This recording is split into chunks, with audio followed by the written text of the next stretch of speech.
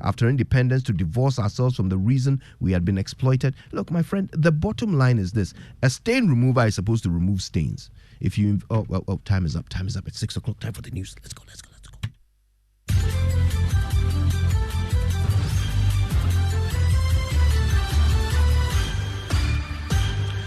Hello and welcome to the news at 6.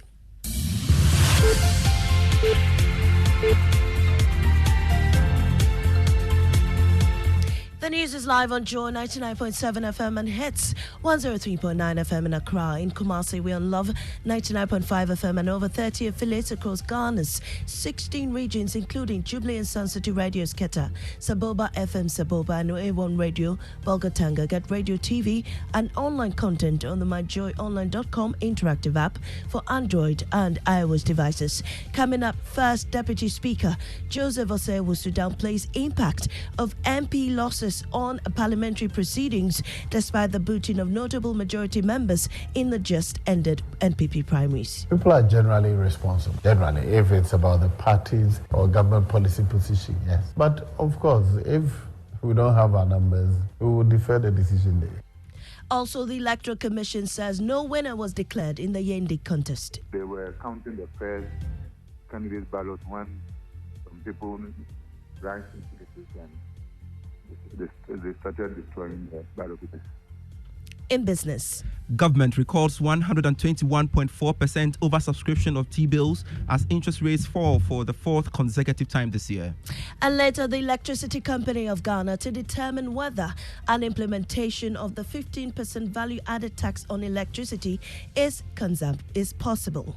We are saying there should be a broad stakeholder conversation where, one, if it's going to be implemented, how are we going to do it to make it across board? If it's going to be fixed, it's not going to be fixed. Details of these stories and more with me, Mami Sinyamiche Thompson, where your home of independent, fearless and credible journalism.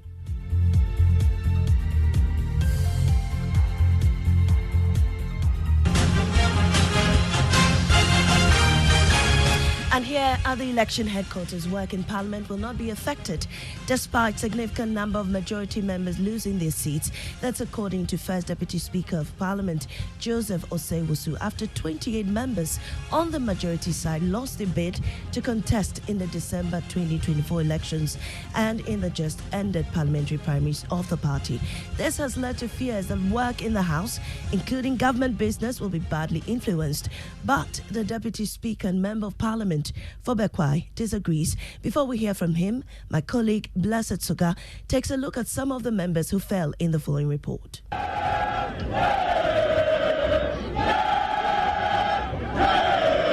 There were heavy casualties in the battle for parliamentary seats in the New Patriotic Party's constituencies. The areas up for contest had incumbent members of parliament facing stiff opposition from other aspirants. In all, 28 incumbent members of parliament lost their seats, bringing to an end their bid to return to parliament next year. Sarah Adja Safo is included in that list of incumbent MPs who lost their seats. Basically, I'm excited. The Miko Abenya people have decided, local people, the constituents themselves are fed up with the honorable member of parliament, and that is what has been translated in this vote. Going forward, I think what we have to do as a party is to unite all of them, the three candidates and their followers, and we'll make sure we break the 8. For now, Aaron Mike Okoye Jr. has the arduous task of securing the next electoral victory for the New Patriotic Party. Ashanti region, the stronghold of the party, also witnessed a shake-up. Eugene Entry, outspoken member of parliament for Subin, who called for the removal of Ken Ofori-Atta as finance minister, is heading home way earlier than he would have imagined. Tina Na Ayele Mensah, deputy health minister. Bright Reku Brobe, Gifty Chum Ampofo, deputy minister for education. Frida Prempe, minister for sanitation and water resources. And Lariba Abudu. Well, that was a report by my colleague Blessed Suga. But first, Deputy Speaker Joseph Owusu disagrees that the huge losses will affect work in the House. Generally, once we give the date and we sufficiently remind people, They come to help. It is the day-to-day business that we have challenges. When unexpected challenges thrown, people are generally responsible. Generally, if it's about the parties or government policy position, yes. However, but of course, if we don't have our numbers, we will defer the decision day. Well, in the yearly contest, the Electoral Commission says no winner was declared due to disruptions during the counting process. Already, the two candidates, Farouk Mahama and Abibata Shani, have both declared themselves winners after the contest. But Director of Electoral Services, Dr. Srebo Kweku, told my colleague MFR Pau on the probe last night that there was no winner. According to our officers, they had finished sorting out. They have stacked them according to their candidates. So they were counting the first candidate ballot when some people ran into the seat and they started destroying the ballot papers. So is it the case that there was no declaration at the end of the day when it comes to the Yendi votes? Yes, so the feedback from the region is that we were not able to declare the results there. But they do not know who actually won. So the counting process did not conclude for us to know who actually won for declaration to be done. Exactly, so as far as the commission is concerned. Well, Mr. Shrebo rates the NPP on high on the organization of the contest. Do you have cause for concern when it comes to your supervision of the other constituencies? I think all the other places were smoothly run. We had all the support from the party and the state delegates and the security services. So we didn't have any difficulty in declaring the results of the others. So on a scale of 0 to 10 or 1 to 10, how would you say in terms of your supervision and the conduct by the NPP itself, how would you rate yesterday's elections, you'd say? I think we were successful by more than 99%. Well, away from politics, the Chieftaincy Minister Stephen Asamoah Boateng is set to engage key stakeholders, including the Bokunaba, the Asantehene, and other community leaders in an effort to seek a sustainable resolution to the Boko conflict. The renewed clashes in the area have tragically claimed 13 lives, prompting urgent intervention. The minister is hastening efforts with these chiefs to ensure that terrorists don't take advantage of the situation. Most of the criminal activities have moved away from Boko Central. It's gone to the outskirts, in Duri. But we're trying to, you see, we don't want to be overstretched in Boko alone. We have the whole northern border with Burkina Faso. It's a worry to all of us. If we are not careful, the jihadists, they can spring anywhere, anytime. Otunfo is handling the underlying chieftaincy matter. My hope and my prayer is that they listen to Otunfo. I will see him as soon as he comes back. And I will be talking to Bokunaba, I'll be talking to Nairi, and see where the common ground is, and we can arrive at that. Stephen Asamoah Boateng is the Minister of Chieftaincy and Religious Affairs. Now, the Electricity Company of Ghana has indicated it will conclude a stakeholder consultation on government's intended tax on electricity in 3 weeks. The Finance Minister has in a letter asked the ECG to implement a value-added tax on consumers beyond the lifeline threshold starting January 1st, 2024.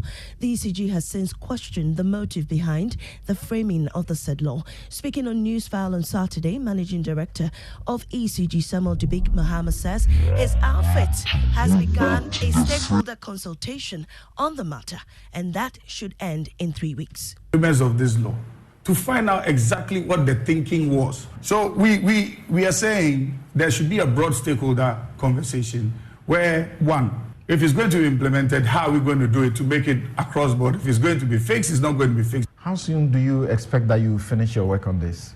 We are going to have some conversations in the next 2 to 3 weeks. But however it goes, definitely will. But clearly, if we are going to implement, there will be an announcement. Away from the 3 West African junta-led states, Niger, Mali, and Burkina Faso, say they are leaving the Economic Community of West African States, ECOWAS. The decision by the 3 countries, announced in a joint statement, was read out on a Niger national television. This one, the following report. Since the coups and despite the sanctions, negotiations, and threat of military intervention, the military leaders have failed to provide a clear timetable to return the countries to constitutional rule. Instead, they have hardened their rhetoric against ECOWAS and accused it of being influenced by external powers. The 3 countries have also cut military and cooperation ties with former colonial master France and turned to Russia for security support. The 3 military leaders in Mali, Niger, and Burkina Faso have argued that they want to restore security before organizing elections as the 3 Sahel nations struggle to But the West African Network for Peace Building is asking ECOWAS to disregard the announcement by the three countries. Chukwuemeka Eze is the executive director of WANEP. ECOWAS should disregard that on the basis of the fact that the foundation itself is faulty, which is a decision that is made by a junta. Well, there's a statement from the ECOWAS on the matter. My colleague Samuel Mbora has details. What does it say? Mame, the ECOWAS Commission says it is aware of statements on the national televisions of Mali and Niger about Burkina Faso, Mali, and Niger's decision to withdraw from ECOWAS. However, no formal notification has been received. The Commission indicates that following the authority of heads of states and governments directive, it is actively engaging in restoring constitutional order in these countries. Despite the announcements, ECOWAS is emphasizing that there will be continued importance of Burkina Faso, Mali, and Niger within the community and expresses commitment to finding a negotiated solution to the political situation and assures it will provide further updates as the situation develops. Thank you very much, Samuel Imbura. And on that note, we end the bulletin in our top story. First Deputy Speaker Joseph Osei-Owusu downplays impact of MP losses on parliamentary proceedings despite the booting of notable majority members in the just ended primaries. I'm Amisi Nyamiche Thompson. Business is next on the Super Morning Show.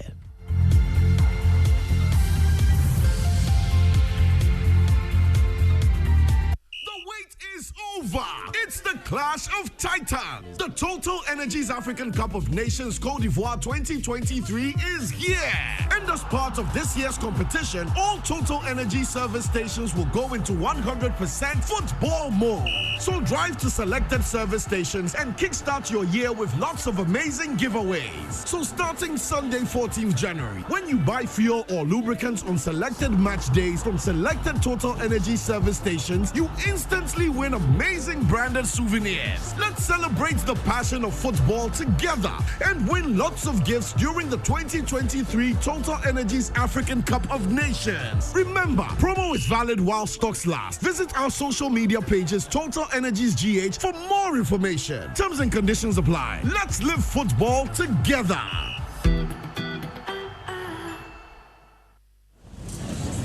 The boys are lined up looking for an opening. They are charging forward from our three. Kuku has his eye on the cashier, but Yo gets there first. He taps, and he scores! Win your ticket to glory with the ABSA Card Assist. Tap to pay with your ABSA debit or credit card, and you could win an unforgettable Premier League experience in the UK or any of over 50 consolation prizes such as home appliances and shopping vouchers. It's time to tap your way to the Premier League with your ABSA card. ABSA, the official banking partner of the Premier League. Terms and conditions apply. Millennium Insurance has enhanced its motor insurance policy cover to make life more comfortable for you, our valued clients, and in the event of vehicle breakdown whilst on the road. To ensure your safety and that of your vehicle, Millennium Insurance will ensure that your broken down vehicle is towed to a safe place within 1 hour of call and 30 kilometers radius from the... Contact us now on 0501 394 997 or 0501 285 821, 0501 394 997 or 0501 285 821. Millennium Insurance, your trustworthy partner. Dive into a new era of news consumption with myjoyonline.com, your go-to destination for cutting-edge journalism, giving you the most credible stories from business to politics and from sports to entertainment. Myjoyonline.com introduces an upgraded news website meticulously designed to empower you with an enriched browsing experience like never before.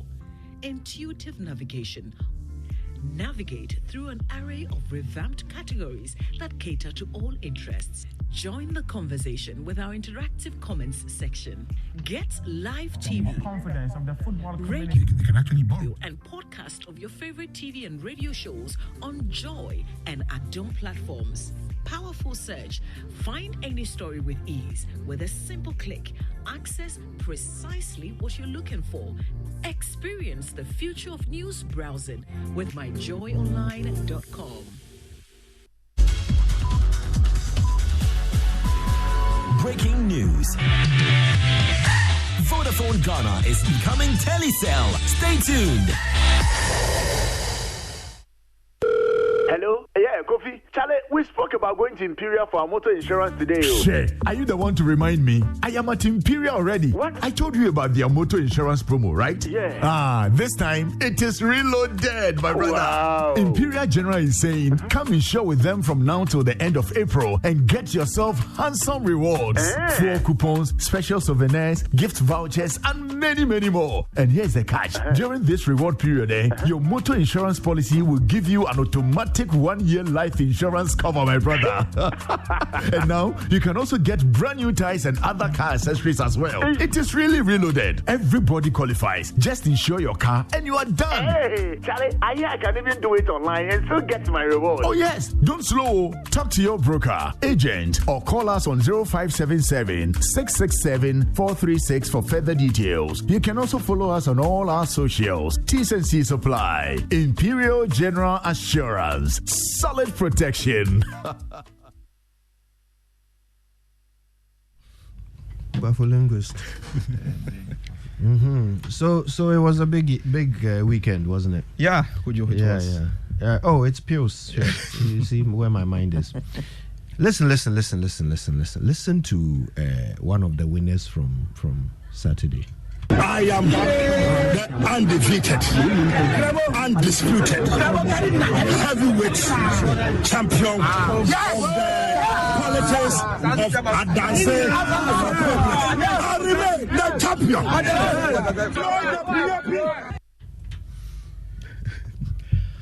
The Katie Hammond himself. Yeah, he's spoken. Your sector minister. Yeah, by trades and industry minister. Yeah. Okay. So he won. Yeah. Yeah, he wasn't the only one. But there were some big upsets as well. Yeah. Very big upsets. In fact, this person pulled off quite an upset.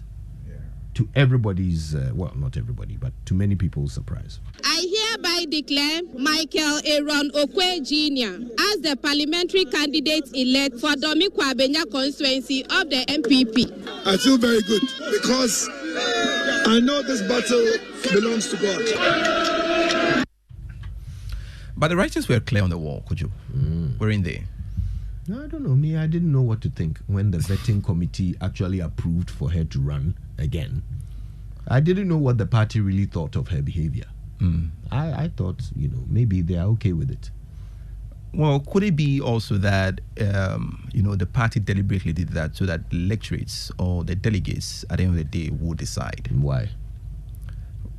Well, if the party has a standard, if they have standards, and if certain things are unacceptable, the party should signal that from the vetting process. Otherwise, why vet them? Mind you, they were looking for the numbers at the time. So what they wanted was for a big payday for their delegates. That's what they really wanted. Yeah. Anyway, today we talk about this and more. Great. But of course, it's time for the Joy Business Report. And before that, we give thanks to Total Energies. Total, we go the extra mile for you. And Absa Bank Ghana Limited, helping you find a way to get things done. As well as Millennium Insurance, your trustworthy partner. They're the ones who brought us the 6 a.m. news. Piers and the team now with the Joy Business Report.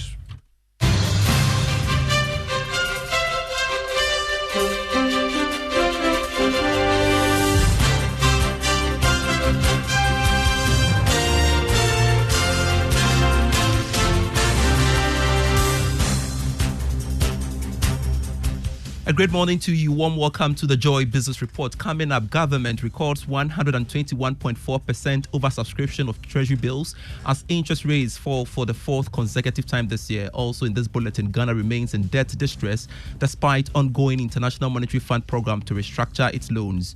In this bulletin as well, Monetary Policy Committee of the Bank of Ghana to announce policy rate for the next 2.5 months as there are expectations of a drop in the rate. Plus, Bank of Ghana approves recapitalization plans submitted by undercapitalized banks as the banks have 3 years to reach 13% capital adequacy ratio.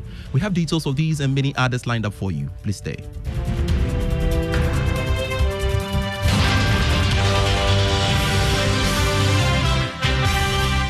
Always a delight to come your way. I am Pius Kojo Baka.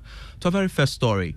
Government recorded 121.4% oversubscription of Treasury bill sale following the inflow of the second tranche of the International Monetary Fund program.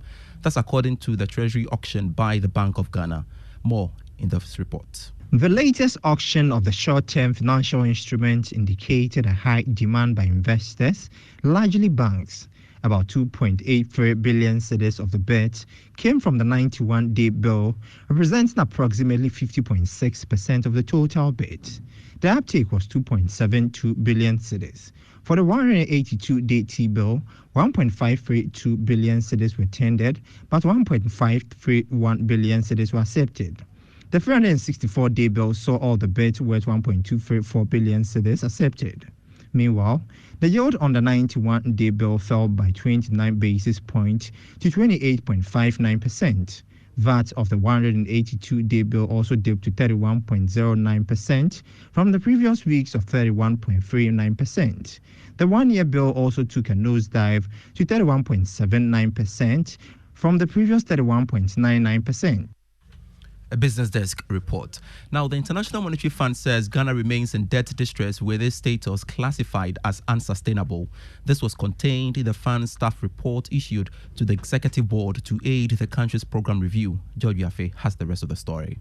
It was the expectation of some analysts that after government completed the domestic debt exchange program, that should have impacted on Ghana's debt position. But it appears the IMF still sees Ghana's debt situation as worrying, describing it as unsustainable. The development has also sent some interesting signals to the market, with some arguing that maybe Ghana has to do more when it comes to restructuring its debts. This should mean that government may also have to push hard when it comes to restructuring of the bilateral debts, as well as the Eurobond and the ones held by commercial creditors. Well, the warning by the IMF is coming at a time that government is working to restructure some $13 billion Eurobond debts.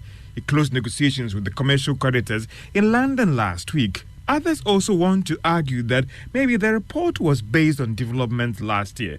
Therefore, things might have changed by. But for many, the biggest question here is that could Ghana be forced to undertake another debt restructuring to fast-track the process and bring its debts to sustainable levels very soon? George Yafe with that report. More on the IMF and the release of the $600 million second tranche funding should see major projects halted across the country to restart. That is the expectation of economist Dr. Patrick Esumane. He is of the view that more funding from other donor agencies will follow, which would be targeted at projects that would directly impact economic growth.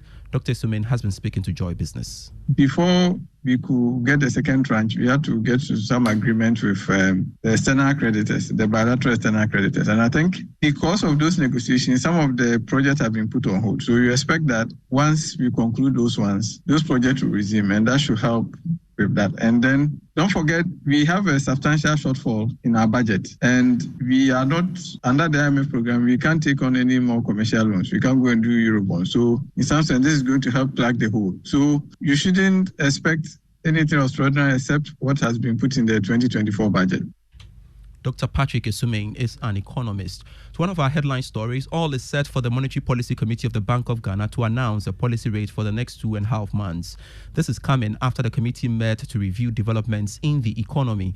Ahead of the announcement, some analysts and research firms expect the policy rate to go down. Now, UK-based Fitch Solutions has predicted an 8.0 percentage point fall in the base lending rate of the Bank of Ghana to 22% in 2024. Here's Mike Runinga, Senior Sub-Saharan Africa Country Risk Analyst. Easing inflation, what this will also do is it will allow the Bank of Ghana to pivot to a more lenient monetary policy stance. So we believe that the central bank in Ghana will launch a monetary easing cycle next week, cutting the policy rate by a cumulative 800 basis points in 2024, reaching 22% by the end of this year.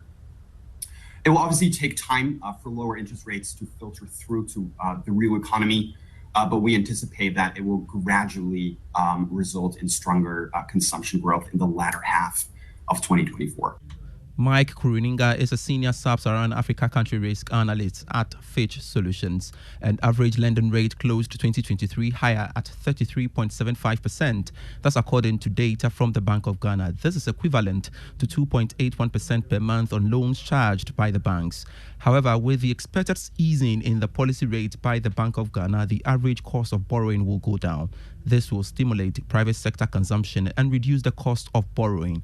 And the average lending rate stood at 35.85% in January 2023. Now, the Bank of Ghana has approved the recapitalization plan submitted by undercapitalized banks. That's according to the staff report by the International Monetary Fund dubbed 2023 Article 4 consultation. More in this report. Undercapitalized banks will at a minimum inject 1/3 of the capital required annually for each of the 3 years ending in 2025 to reach a 13% capital adequacy ratio without regulatory forbearance. The BOG would therefore initiate corrective measures by the end of March 2024 against banks that fail to uphold these recapitalization requirements. In the short term, the Bank of Ghana stands ready to deploy contingency measures if needed to ensure financial sector stability. The IMF said this move will ensure that banks' capital needs have been estimated based on reasonable forward-looking assessments of losses from government debt restructuring and increases in non-performing loans. However, most banks have already submitted their recapitalization plans.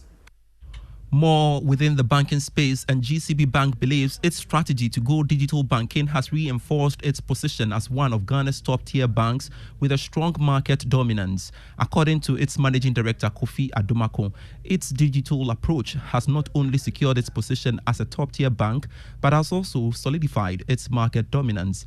This, he claims, has fostered a strong customer-centric approach, keeping it ahead of the curve in an ever-evolving financial sector. He spoke at the bank's 70th anniversary gala and awards. Banking has changed significantly. Banking has been disrupted. Today, banking is driven by technology. So banks have to change. Customers are more discerning. Customers don't go to banks physically. Today, customers are doing their banking on their phones and their iPads and their electronic devices. So banking has to change. And GCB has noticed that. We've invested heavily in technology and we are moving in a certain direction. That puts banking as a self-service and in the palm of the customer. Kofi Adomako is the managing director of GCB Bank. Let's talk revenue matters, shall we? And the Ghana Revenue Authority has exceeded its tax revenue collection for last year. It mobilized more than 113 billion cedis compared to the revised target of 109 billion cedis, representing almost 50% growth over 2022. Commissioner General of the GRA, Reverend Dr. Amisha Dai Owusu-Amoah, says the growth in revenue can be attributed to improved compliance activities. So we attribute to digitalization, we attribute to more customer service, we attribute to where we need to be aggressive, we attribute to the change in the staff attitude towards work and the eagerness to make sure that they deliver what the nation has called them to deliver. And these things are what are using the results. And then also various methods of trying to seal leakages here and there. And the Finance Minister, Ken Ofori-Atta, is calling on the Customs Division of the Ghana Revenue Authority to take advantage of exchange programs with partners in the continent to learn new international best practices. According to him, this is critical to ensure that Ghana remains the first choice for investors at the ports and various border posts. Now, speaking on behalf of the Finance Minister at this year's International Customs Week celebration in Accra, Director for Revenue Policy at the Ministry of Finance, George Winfield, said this is important to deal with the growing complexities in standard operations.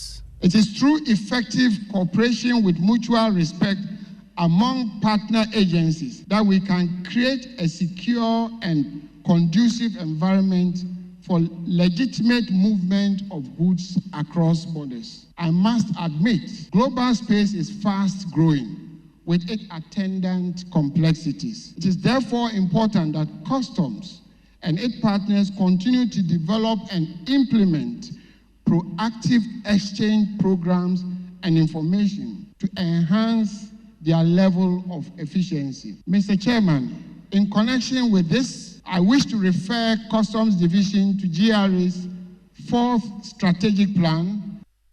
Director for Revenue Policy at the Ministry of Finance, George Winfield there.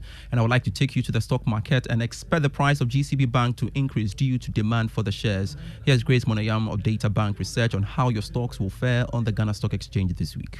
Last week's trading closed with 4 price movers of 3 Guinness and a laggard. Guinness Ghana Breweries, Cal Bank, and Total Energies were the advances, while Standard Chartered Bank declined at week's close. The price gains drove the market indices higher, with the Ghana Stock Exchange Composite